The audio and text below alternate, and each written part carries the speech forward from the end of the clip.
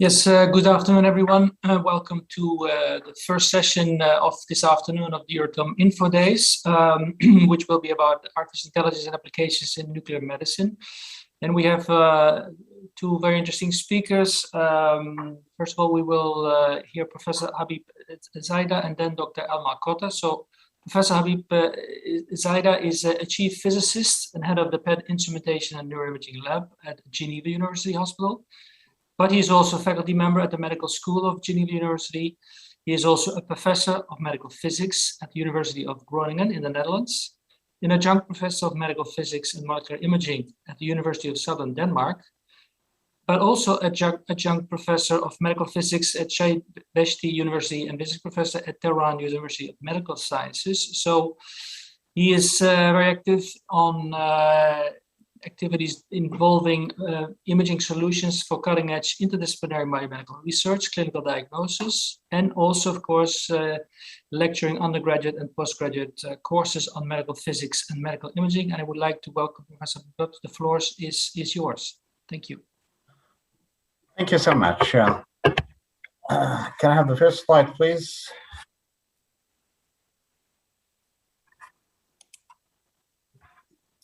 Yeah, just my name is Habib Zaidi, not Zaida, and this is my first slide. Thank you so much. Yeah, so I've been given 15 minutes actually to summarize actually the innovations in the applications of artificial intelligence in the field of nuclear medicine.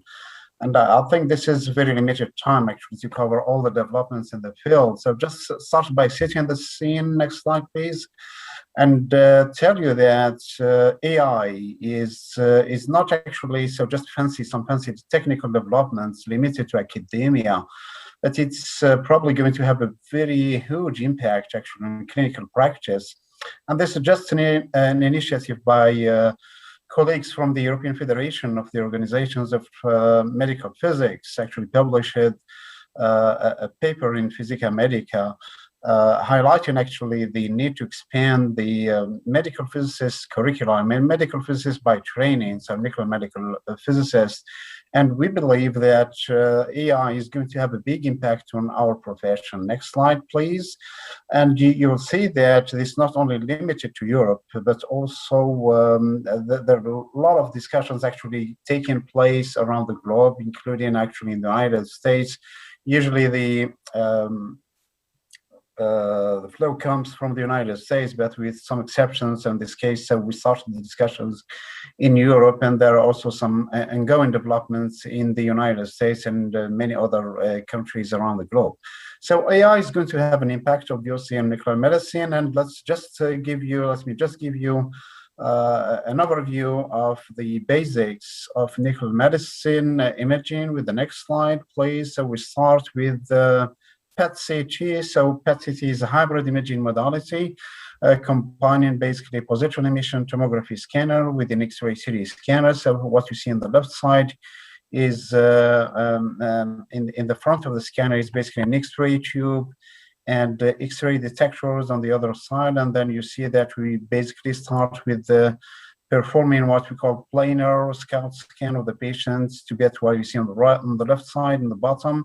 And then we decide about the axial field of view that we are going to scan, and then we start rotating the X-ray tube and the detectors around the patient to get the spiral CT scan. And this spiral CT scan basically is going to be used actually for attenuation correction and also for anatomical mapping. Obviously, the patient is already injected, so we just need to push the patient to the other side. If you click on the movie on the right side, we can see the patient actually being scanned on the PET detector. So the patient is radioactive because we already injected the patient with one of the molecular imaging probes that we use in positron emission tomography. And then we basically fuse the PETs and the X-ray CT scan and then provide this to the MD so that they can basically report on the status of the patients or plan the therapy or report also on the response to treatment and so on. So next slide, please. So this is just one side of the story, and the next side is combining PET with MRI. So there are a lot of developments in this area as well. You see at least there are 4 scanning manufacturers coming with the instrumentation dedicated for combined PET-MR imaging. So we're lucky to get the first one in Europe.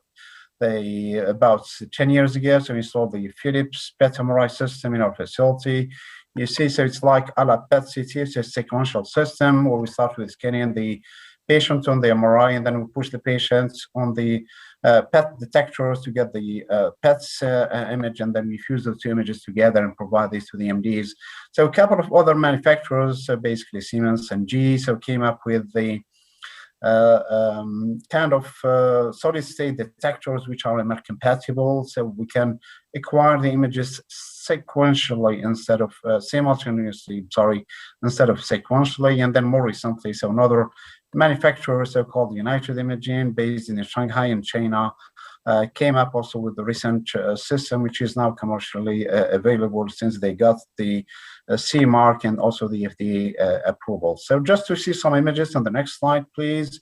You see some representative images of the brain. So basically an MRI fused with the within FDG PET's image. So FDG is the most widely used tracer in nuclear medicine. So basically produce images corresponding to glucose consumption in biological tissues. And then in the bottom, you see basically the myocardium with the gated image, so showing basically the myocardium, again, so an FDG PET image fused on the MRI scan, just to show you what we can get in terms of images from those instruments. The next slide, so we start actually, so talking about the applications of AI in nuclear medicine. Just going to give you a flavor of some works actually published by our group. I'll just give you 4 examples. So the first one is basically how to reduce the activity administered to the patients, or how to reduce the radiation dose of the patients using AI techniques. So what we did in this work here is, next slide, so we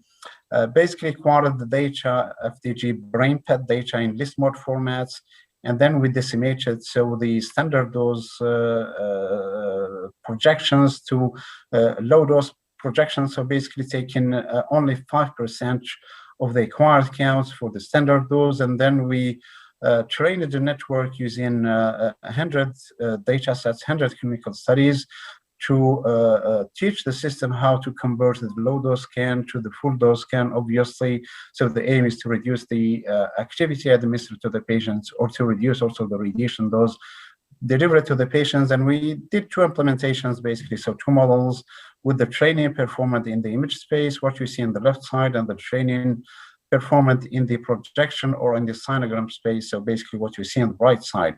So without further details, just to show you what we get. So next slide, please. And you see basically this is the standard full dose scan with injection to the patients with 200 megabecquerel of FDG, and scanning the patients for 20 minutes. And then you see basically with the 5%, so the low dose is obviously very noisy, not of standard clinical quality that you are used to. And then in the next slide, you see the outcome of the AI-based solutions, as I explained it, so which was already trained to produce the high dose from the low dose scan.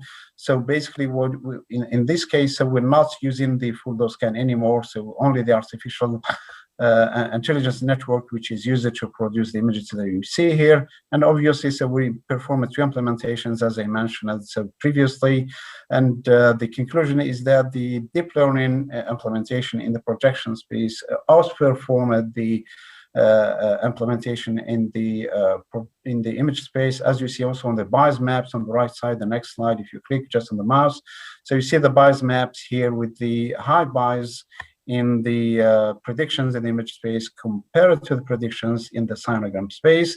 And then in the next slide, so we performed that kind of qualitative assessment. So we asked a couple of nuclear medicine physicians having long experience in the field, who basically ranked the images that we produced with the neural networks. And you see obviously that the low dose scans go to very low scores, 1.4 on average, compared to the implementation projection space with an average score of 2.8. And the predictions actually by the AI-based solutions in the projection space was very close to the scores assigned to the full dose images, so 4.47. And on the next slide, so what we see basically is the quantitative assessment. So we did the assessment on 20% actually of the acquired data sets, and we splitted actually the brain of the patients through alignments to the Hammersmith Atlas, which consists of 83 brain regions. And then if you look to the Bland-Altman plots, so you see that the bias and the noise also in the quantitative estimates is much smaller for the AI predictions in the synogram space.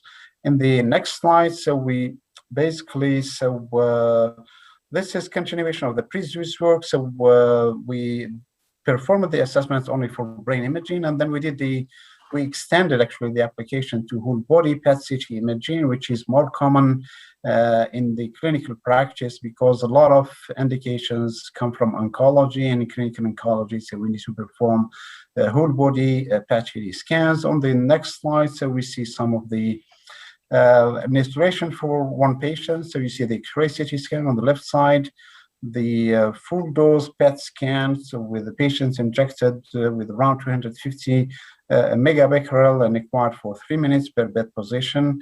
And then you see basically the low dose scans, so where we took only a fraction of the full dose scans, so corresponding to 1/8 actually of the acquisition time corresponding to the full dose scan.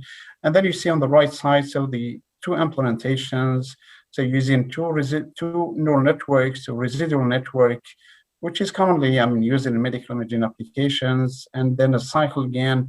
Cycle GAN is also widely used in multimodality imaging and is known to perform quite well in medical image analysis applications. So we basically see that the cycle GAN does a good job, as you can see here. And then we performed also qualitative assessments, so similar to the brain PET study. In the next slide, you see the scores assigned by the nuclear medicine physicians, and we split it actually to the whole body PET scan to two regions, so brain and the neck, and then basically the torso and the abdomen. And you see that the scores assigned by nuclear medicine physicians enabled us actually to conclude that the cycle again does a good job, and then the predictions performed by the neural network approximate quite well the full dose scales. In the next slide, so you see basically the quantitative assessment. So we did not limit actually the assessment to the scoring assigned by nuclear medicine physicians, but we asked them also to depict malignant lesions, so basically cancerous lesions on the 4 scans that were produced, and then we counted the number of lesions on the full dose scan, the low dose scan, and then the predicted scans as well. And then what's important here is that the residual network actually missed a significant number of lesions. So actually 8 plus 15, so 23 lesions were missed by the residual network on the 80 patients actually included in the study. Cycle GAN only missed 4 lesions, which is good actually. So compared to the low dose scan, so we missed a high number of lesions.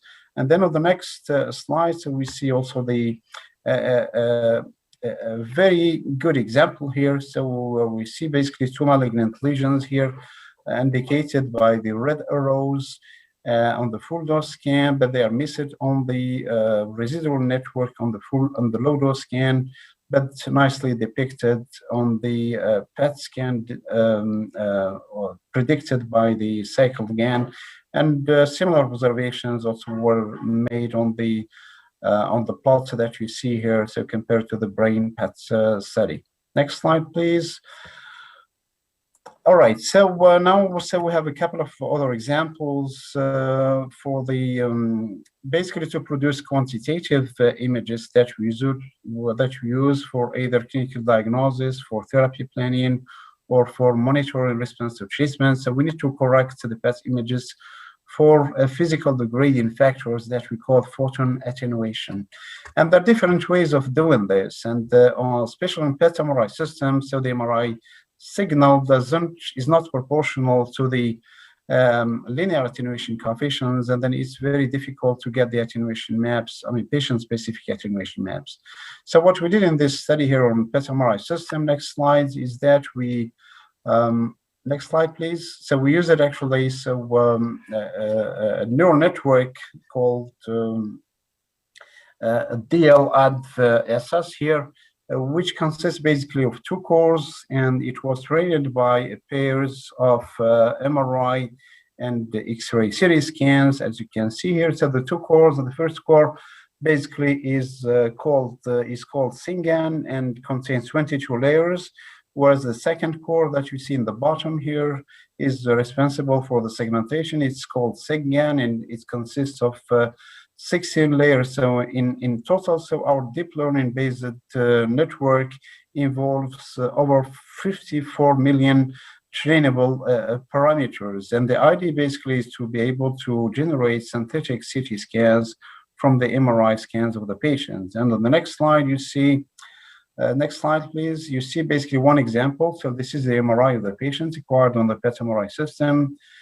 This is patient-specific X-ray CT of the same patient acquired on a PET CT scan, and this is the deep learning solution. And this is obviously the crude approximations performed by the PET MRI system supplied by the scanner manufacturer. And on the right side, if you click on the mouse, please, you see the bias maps, which are very high in this case, and you see that the deep learning or the AI-based solution does a good job. Next slide, please.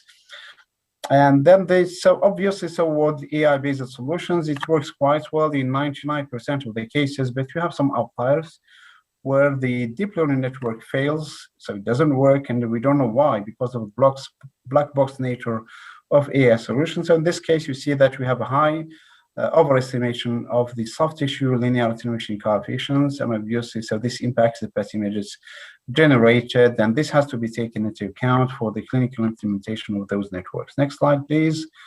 So let me just, please, go ahead, you please.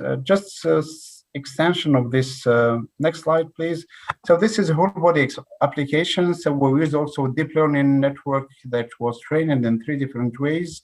So slice-wise, and then we use it a number of slices, 32 slices with a 3D implementation, and then a patch-based implementation, each patch consisting of 64 by 64 by 64 voxels. And then you see on the next slide, so basically the outcome. Next slide, please. So what we see here is the X-ray CT image of the patient that was not used basically for the training of the network. This is the gold standard, what we call the CT-based attenuation correction, where we use the reference CT to correct the PET images for this phenomenon called attenuation. This is the incorrected image that was used to train the network. So what was basically provided to the network is the incorrected images, and this corrected one for a number of patients. And then we predicted those 3 images that you see here for a number of patients. Just for the sake of time, you see the bias maps here, and obviously the implementation in 2D did a good job. So next slide, please. You see, this is a good example here, basically showing the potential of AI-based solutions in the sense that if you want to use the CT scan, which is not well matched to the PET image, so we see some distortions here, some artifacts here related to this respiratory motion, and the deep learning network is capable of compensation for this respiratory motion, as you can see in these images here in the bottom. Next slide, please. So the last example I have, I think I am out of my time. So very quickly, so this is a dose calculation example. Next slide, where a lot of work is being performed on this area. So the most widely used technique here is called the mirrored formalism, where we basically calculate the average dose of the different organs. Next slide, please.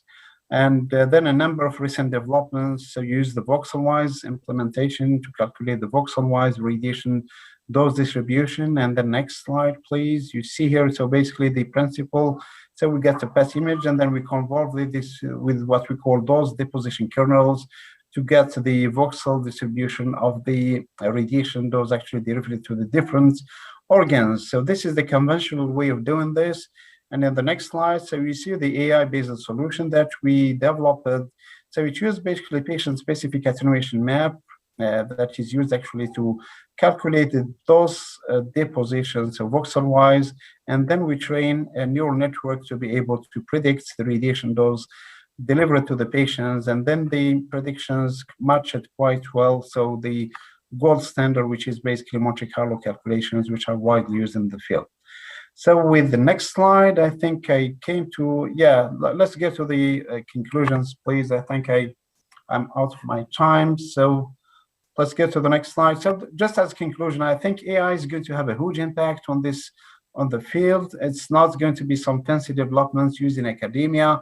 And we project that within the next 5 years, so the number of clinical implementations will explode, and this will be one of the actually clinically relevant applications in the field, probably within less than a decade or so.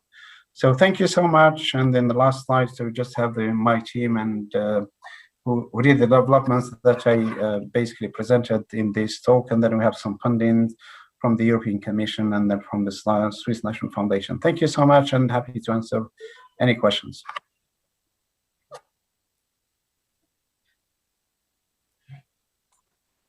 Thank you very much, Professor Zaidi. It was very interesting. I would like to open the floor for questions through Slido. So please send in your questions or queries or anything that you would like to mention. In the meantime, I would like to inform everyone that in the Horizon Europe program, we have just launched a topic on that is very related to what you have just been talking about.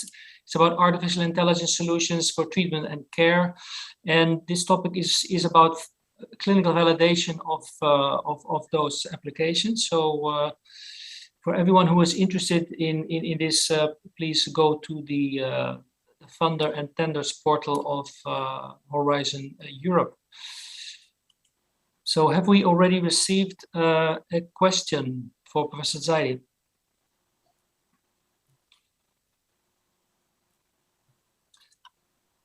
So then I would propose that we proceed with the presentation of Dr. Cotter and then come back with questions, so people have time to think of questions following this very dense presentation of Professor Zaidi. So Dr. Elmar Cotter, the second speaker of this session, is an MD, graduated medicine in Montpellier, France, but also interestingly in computer science in Paris.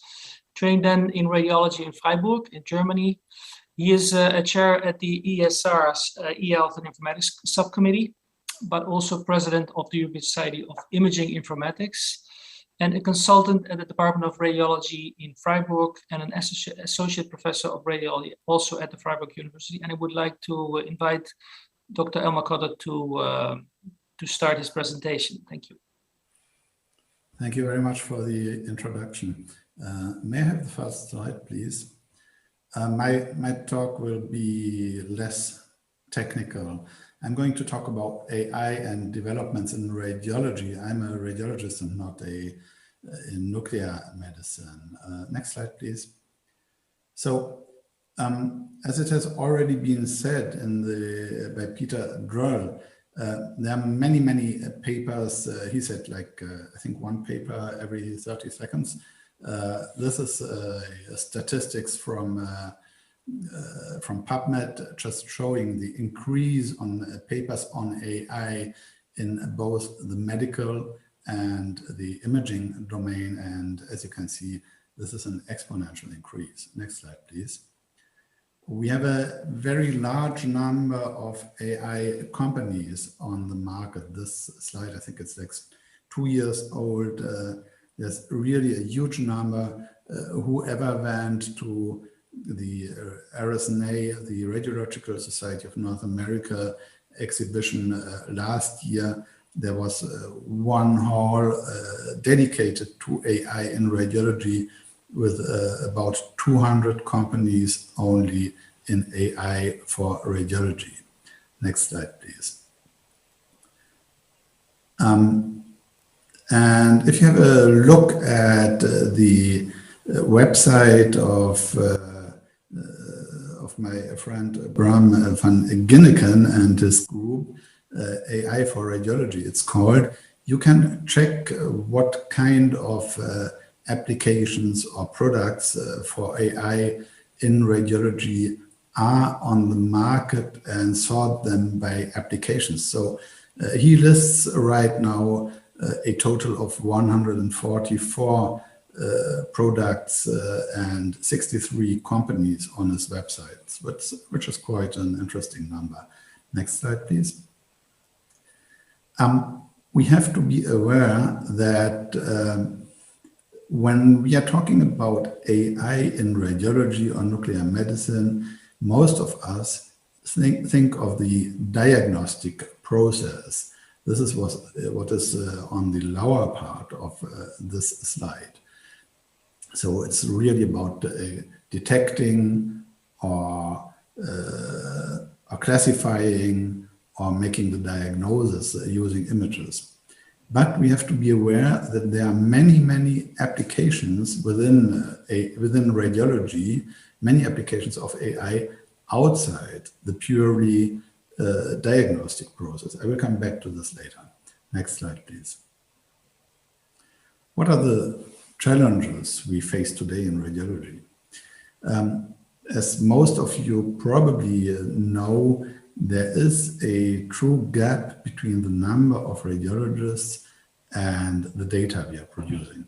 The data volume we are producing in radiology is increasing in an exponential manner, while the number of radiologists stays approximately the same, or even in some countries is lowering. So we really have a gap there. A second point is that the data we are producing are becoming more and more complex. Today we use many multidimensional data like PET-CT or PET-MR is already one example, but when you think of prostate imaging or when you think of radiomic features, which humans are simply not able to perceive, so this is an additional challenge, the radiologist not being able to process all the information that we are able to produce today with our machines. Then we have many repetitive tasks in radiology. When you think of detecting nodules in the lung, searching for metastases in the lungs, this is something which is very repetitive, which is boring for the radiologist, and where radiologists, even well-trained, are not very good. And we know for many years that machines, that computer-aided detection can do better than radiologists, especially when combined with a radiologist. Then also radiology is becoming increasingly quantitative. It's not anymore only qualitative, like saying, well, we see something, you describe it. We also have to measure everything. And AI algorithms can help us in measuring in a more efficient way. And also in radiology, we have an increasing number of guidelines we have to respect in our daily daily work. And this also is something where we really need guidance, which could also be something where AI might help us in the future. Next slide, please. We have to know that AI is not a new phenomenon. It all started around the 50s, where the concept of AI came up, saying the computer having behavior which is indistinguishable from human behavior. And at that time, specialized expert systems were produced with hand-extracted and coded knowledge. Then starting in the 80s, appeared what we call machine learning, with some kind of semi-automatically learning of the AI systems. And since the 2010s approximately, we have deep learning systems that are really working with those deep neural networks, which are able to learn nearly in a fully automated way. Next slide, please.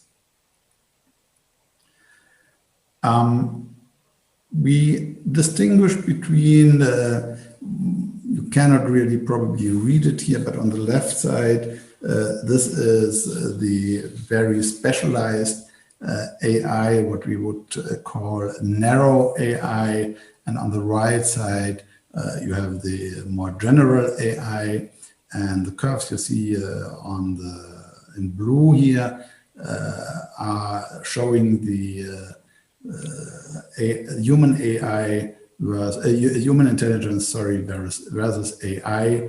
And at one point, probably this will cross, and AI will be superior, at least for certain aspects, to human intelligence.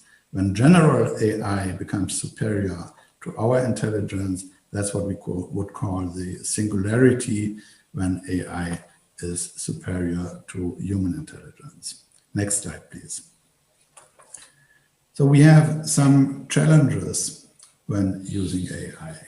This is, in a very simplified way, how deep learning works. You have an input on the left side of this image, which is the image of a dog, and on the right side you have the output, which is dog,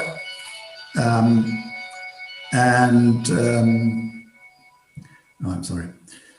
In between, I'm so sorry.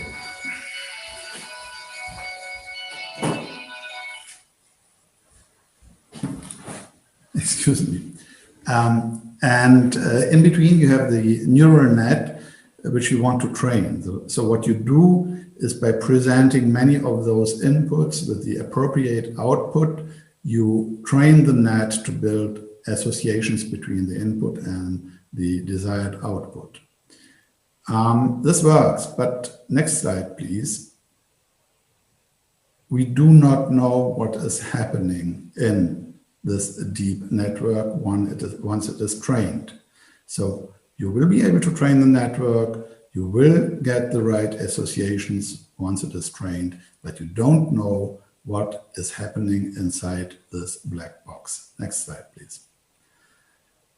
And this is something we call the transparency challenge. We don't know what's happening, and how can human keep the oversight on what is going on with artificial intelligence. And this also has been addressed by the proposal for an AI regulation by the European Commission, which states that users should be able to interpret the system's output and use it appropriately, and also that high-risk AI systems, which medical AI systems are, should be designed and developed in such a way that natural persons can oversee their functioning. Next slide, please.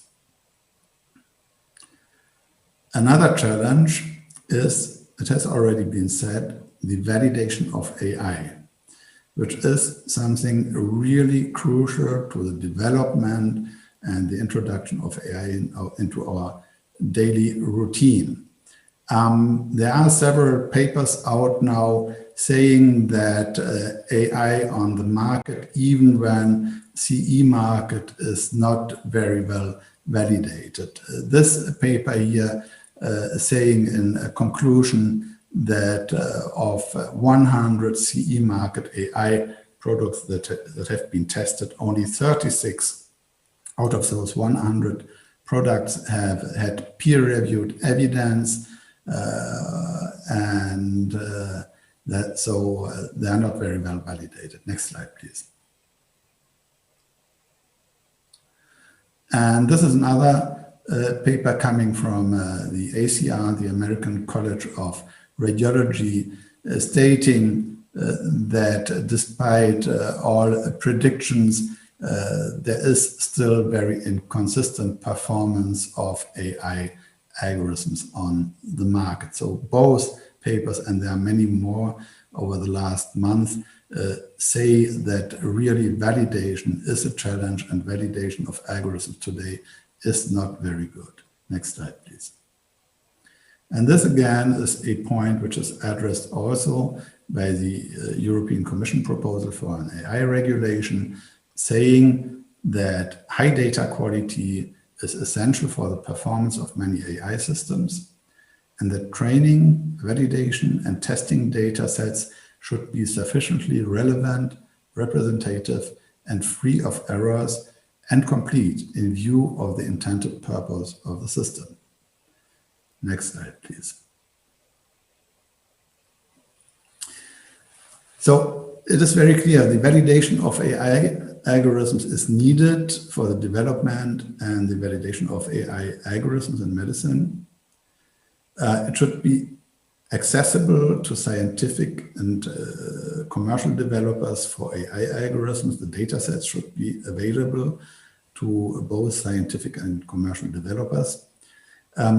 We should be able to provide curated and annotated data sets accessible to developers. And we need to use broad data sets which are representative of the populations and the scenarios where the AI algorithm is to be used in. And of course, all this must be GDPR compliant. Next slide, please. There is another challenge, which is liability. Who is going to be responsible for the use of AI algorithms? The Society of Automotive Engineers has defined, that's what you see in the upper right corner of the slide, different automation levels for self-driving cars.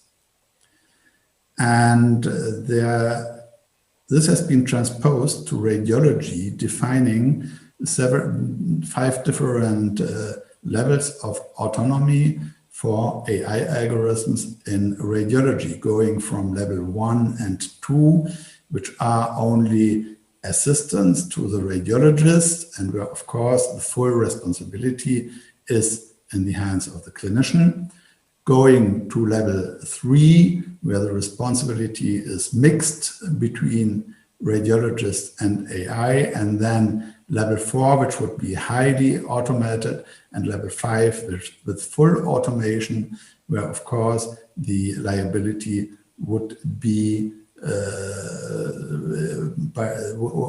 on the side of the AI developer.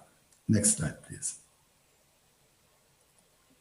As I said, we are concentrating today on the diagnostic parts of radiology. When we talk about AI, that's what you see on the middle of this chain: processing, perception, and reasoning. But there are many, many other steps, like patient recording, like scheduling of examinations, like acquisition. That's what we heard in the talk of Professor Zaidi. Also the reporting, helping in producing radiology reports, and in the communication or the information of patients. And I want to give you a few examples. Next slide, please.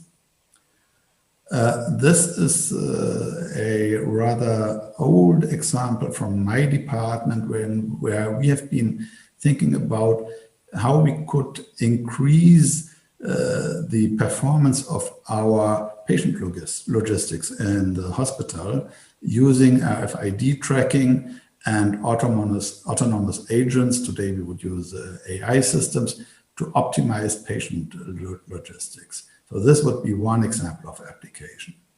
Next slide, please.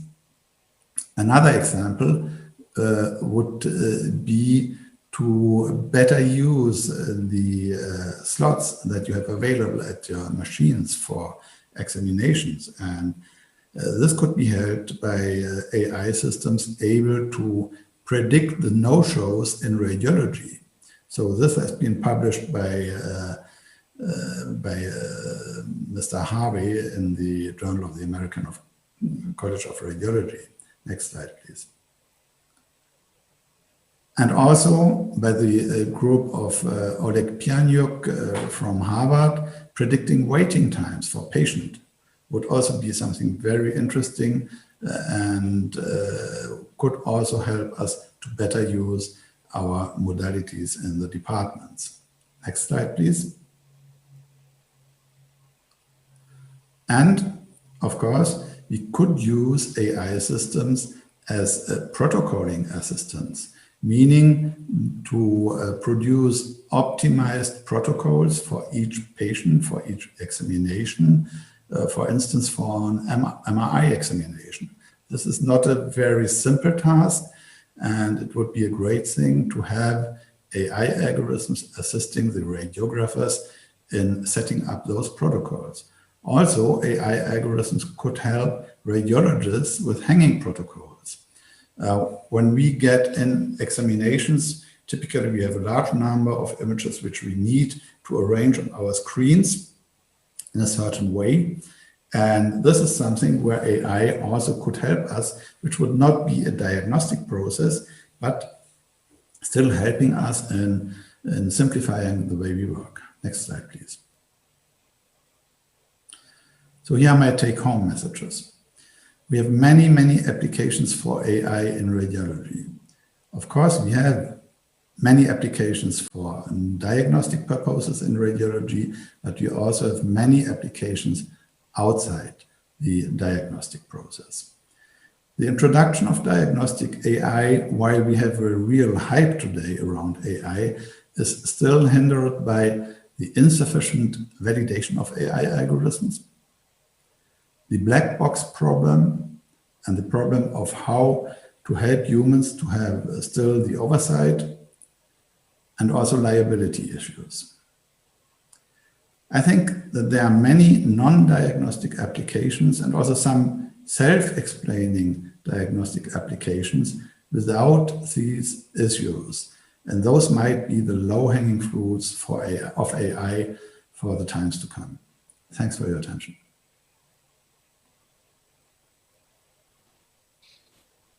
Yes, thank you very much, Dr. Cutter, also for your presentation. I would like to open the floor for questions. Maybe if I could start with one. So we, of course, in the work that we do, we are closely following particular applications when it comes to radiation therapy, so the traditional photon therapy, but also proton therapy, which is more and more used for certain cancer indications. And I was wondering, when it comes to proton therapy, for example, or photon therapy, what are the current limitations with AI? I mean, Professor Zaidi, you already, I think, you showed already some potential issues. But for example, is there an issue when you have to work with images where there's a lot of air in the organ, for example, in the lung? Or is that, which is typically an issue in proton therapy, or is that not an issue? So my question would be, what are sort of the limitations at the moment in the clinic when it comes to, let's say, cancer, in your experience? Maybe first Professor Zaidi and then Dr. Cotter. I'm sorry, I didn't get your question. I mean, the question is linked to proton therapy, right? For example, because there we clearly see some issues that field is a bit lacking behind in terms of clinical evidence,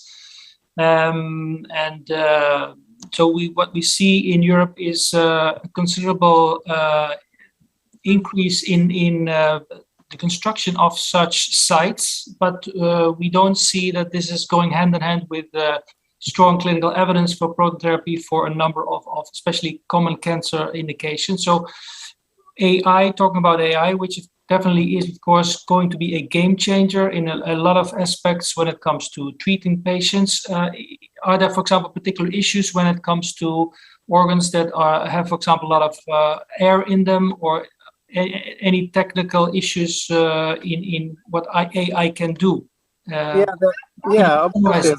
Yeah, there's some technical issues actually. For instance, I mean, proton therapy is slightly off my field, but I mean, given the experience by colleagues, I mean, some of the issues that they face either on MR Linux or also on proton therapy devices is how to check and verify actually that the radiation dose calculated by the treatment planning system is accurate enough actually, so that we can do some predictions, link it to the patient's outcome and so on.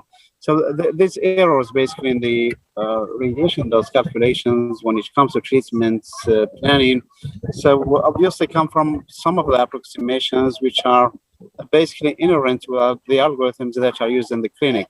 And I know that we have a proton therapy facility here in Switzerland, so it's based in the German-speaking part, so it's in Zurich and in other cultural institutes. And some of the issues they have is to be able actually to verify that the radiation dose delivered to the patients correspond to the calculated one, and they use actually PET imaging for these groups. And I think that AI is going to play a big role in the image reconstruction aspects, because there are some inherent limitations linked to the geometry of the PET device that can be implemented on such systems. So it's a limited angle tomography problem, technically speaking, and the reconstruction of the images is very challenging. And I think AI is probably going to play a big role, at least in this area of proton therapy. Thank you.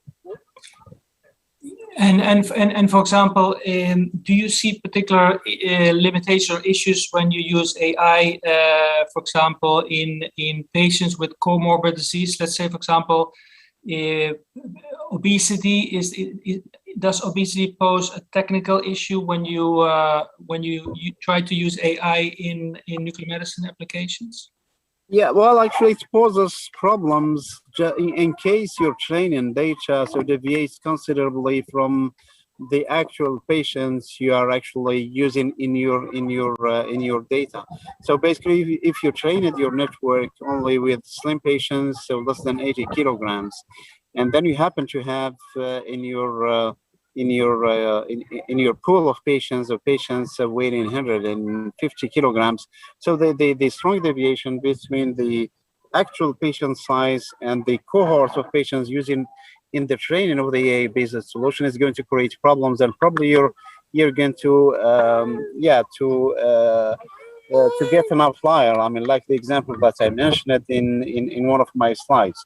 So this is the only problem I can see. I mean, otherwise, if your cohort that is using the training of the network there is a large variability in the data sets, so I don't anticipate any problems, I mean, handling all categories of patients.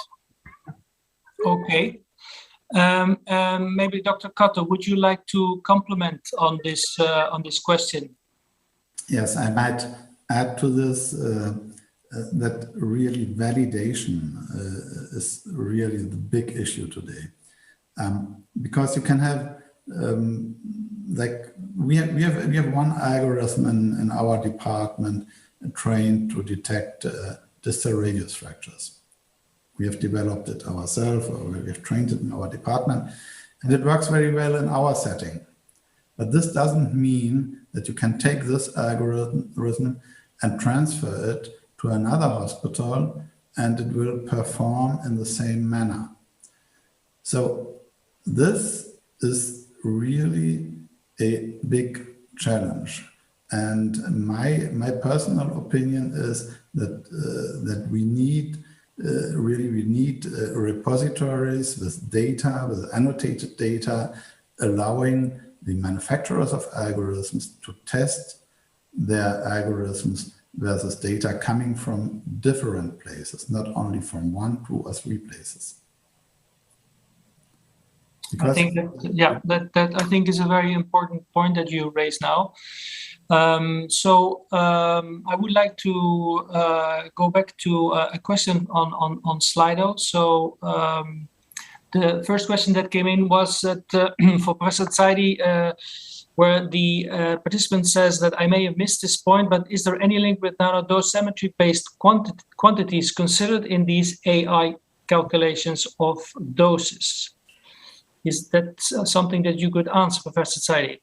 Yeah, sure. I mean, no. The answer is no. I mean, what I mentioned is basically it's a micro dosimetry application, so it's definitely not nano dosimetry. I mean, the scale of the organs that we use basically for organ-based dosimetry is very large, and even the voxels for voxel-wise implementations for 3D dose distribution calculations are pretty large. So it's basically micro dosimetry and not nano dosimetry. So for sure. Yes, and then the next question that, of course, is a bit related to what both of you, I think, have addressed. So the question from the participant is that how do we prevent artificial intelligence making mistakes? And I think maybe Dr. Cutter, you could maybe expand on your previous input. Yes, that's well. One point has already been addressed, which is validation of algorithms. A second point is, I think we should not consider AI alone or radiologists alone. In the end, probably we will have AI augmented radiologists who will perform better than the radiologist alone. And this combination will be more efficient than that what we try to do today. And the third point is, and that's something AI in radiology is missing today, we are concentrating only on the images, and all AI algorithms are only working on the image domain. But when you look at how radiologists work, like 30 to 50% of the input we need is clinical input to make diagnostic decisions. So this is something which is today still missing in AI for radiology, to use all of the clinical input to be able to make a diagnosis in the end. That's I think that's clear. So there is another question in Slido that is about the participant stating that in your presentations you focus on diagnostic applications of artificial intelligence, but is there something that you could say in addition about the use of AI when it comes to treating cancer patients? For example, radiotherapy. So treating cancer patients, we know that treating certain cancer indications would require multiple visits to the hospital, and every time the patient will have to be put under the scanner. At least that's in the most optimal scenarios that I have seen. And so what could you say about AI when it comes to treatment and follow-up of these patients? Maybe Professor Saidi? Yeah, for sure. Yeah, I mean, there are plenty of literature actually on the topic, and so a number of papers were published actually on the radiation dose calculation in external beam therapy, in brachytherapy. In brachytherapy, actually, the concept, I mean, in terms of physics, is very close to nuclear medicine. So also I have one of my PhD students who implemented an AI-based solution for brachytherapy dose calculations. And in addition to this, actually, there are some of the open questions on, for instance, MR Linux. So there are at least a couple of companies, producing this type of equipment for external beam radiation therapy. This is Elekta and Varian. No, I'm sorry, not Varian. There is another, I think, German company, I forget the name. And one of the common problems on those devices is that the radiation dose is calculated based on the MR images, and then the physicists do not have access to X-ray CT images, and there is no direct link, actually, as I mentioned it, between the proton densities and the time relaxation times that we have in the MR images and the electron density, which is needed for the radiation dose calculation. And there are different ways of converting the MR images, as I mentioned in one of my slides, to convert the MRI to X-ray CT images. And this is just another application, but actually I think the major parts of the literature basically focuses on algorithms for radiation dose calculations for external beam therapy and also for brachytherapy. Thank you very much. Dr. Cutter, would you like, is there something you would like to complement on this question, use of AI in cancer treatment as compared to diagnostic applications? Is that something that you think would be, you could say in this to the audience? Yes, I think main applications would be on one side, the helping in contouring and optimizing the contouring of the structures to be treated. And on the other hand, also monitoring the response and using AI to monitor the response over the time.